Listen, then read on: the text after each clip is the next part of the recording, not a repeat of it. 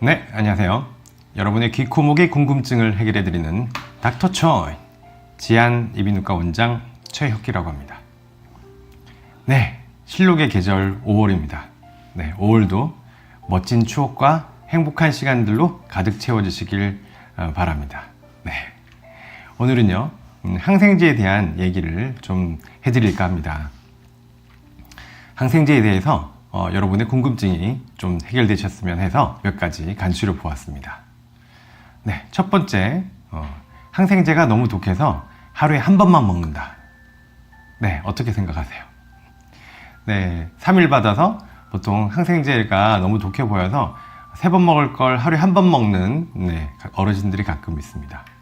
이렇게 먹으면 이제 항생제 내성이 생기기 쉽죠. 항생제는 정해진 용법 그대로 해서 쭉 이어서 계속 잘 드시는 것이 좋습니다. 실제 제 외래에 오시는 어르신 중에요, 만성 중이염으로 귀에서 고름이 나는 분이 있으신데 이분은 꼭 열흘에 한 번씩 오십니다. 그리고는 약을 3일씩 받아가시는데 꼭 하루에 한 봉씩 드시죠. 그래서 제가 매일 와서 귀를 좀 치료를 하든지 아니면 약을 드실 때는 이어서 드셔야 된다고 해도 잘 말을 듣질 않으십니다. 이렇게 약을 드시면 이제 항생제 내성이 생기기 쉽습니다. 두 번째는요, 항생제를 오래 먹으면 내성이 생긴다. 네, 이건 어떻게 생각하세요? 좀 애매합니다. 네, 10일 정도 보통 항생제를 먹은 아이가 있었는데요. 계속 약 먹어도 괜찮겠느냐? 네, 이렇게 질문을 주십니다. 사실 쉽지 않은 질문이죠. 증상이 조금씩 지금도 호전이 되고 있다면 더 유지할 수 있다고 생각이 듭니다. 물론 가능하면 빨리 끊으면 좋겠죠. 그런데 이제 더 이상 약의 효과도 없고, 증상도 호전이 되지 않는다고 판단이 되면 의사 선생님과 상의해서 약을 끊는 것도 고려를 해봐야 할 것 같습니다. 그렇다고 해서 무조건 길게 쓴다고 해서 약에 내성이 생기는 것은 아니라는 것을 알아두시기 바랍니다. 세 번째는요, 어떤 엄마들은 되게 애들이 너무 고열이 나는 경우에 꼭 항생제를 먹여야 된다고 생각하시는 분들이 있습니다.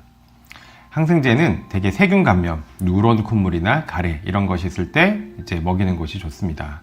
대개 열감기가 갑자기 날 때는 대개 독감 같은 감기 바이러스 때문에 생기는 것이기 때문에 항생제를 먹는 게 크게 도움이 되진 않습니다.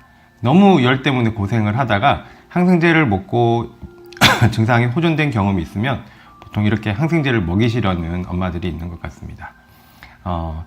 그래서 아이에 대한 지나친 걱정, 관심 이런 것 때문에 잘못 생각하시는 경우들이 간혹 있는 것 같습니다. 그리고요, 우리가 간혹 의사 선생님이 마음에 안 들거나 병원 치료가 마음에 안 들 때 병원을 바꾸게 될 때가 있죠. 이럴 때는 꼭 이전 병원에서 먹었던 약 목록을 가지고 오시는 것이 좋습니다. 저한테 최근에 병원을 이제 4번째로 오셨던 분이 있으십니다. 그래서 첫 번째 병원과 두 번째 병원은 약이 틀렸고요. 세 번째 병원은 첫 번째 병원과 똑같은 약을 처방을 받으셨더라고요. 그래서 저한테 오셨을 때 제가 각각 전화를 해봐서 약을 좀 조절해서 처방을 해드렸던 기억이 납니다. 병원을 바꾸더라도 이전 약 처방 전 꼭 가져오시기 바랍니다. 네, 마지막 말씀드릴 5번째 내용은요, 요즘 어린이들 축농증, 중이염에 항생제를 안 쓰는 분위기가 많이 있습니다. 사실 바람직한 이야기죠. 그런데 항생제를 무조건 안 쓸 게 아니라 사실 뭔가 해줘야 됩니다. 애기들은 코안이 좁기 때문에 콧물들이 고여 있다가 금세 세균 감염이 생겨서 누런 콧물로 바뀔 가능성이 많습니다.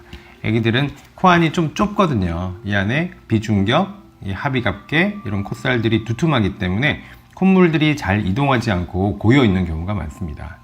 그래서 이제 저 같은 경우는 코 한쪽으로 이렇게 식염수를 넣어서 반대쪽 코로 이렇게 빼주는 이제 코 세척을 보통 어린아이들부터 어른까지 이렇게 해주고 있는데요. 실제로 그런 경우에 누런 코가래가 항생제를 먹지 않고도 매일 코 세척을 하면 증상이 호전되는 경우를 심심찮게 볼 수 있습니다. 네, 여러분의 그런 항생제에 대한 궁금증, 오해 이런 것이 좀 풀렸는지 모르겠습니다. 네, 감사합니다.